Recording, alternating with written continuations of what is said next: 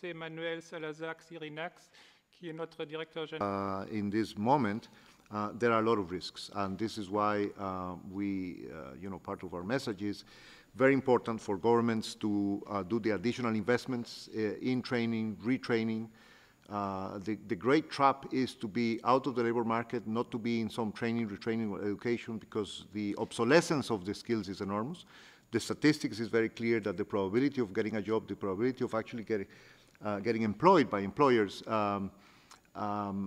is higher in the first month or two, but as you go beyond 6 months, beyond 1 year, the curve totally comes down, and there's very low probability. So you can really get trapped into a situation that affects not just your next job, but the jobs that you can have in the future.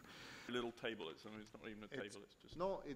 Even though in terms of the numbers, you might think we're not showing much new under the sky, it is a very bad situation.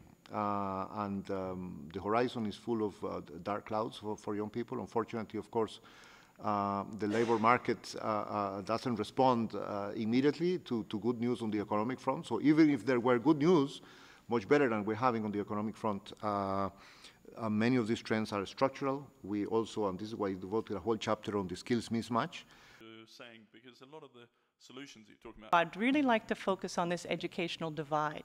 The educational divide not only between the developed economies and developing economies, but also within developing economies themselves.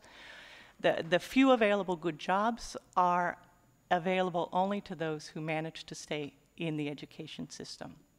And these are mostly the young people that benefit from this growing middle class.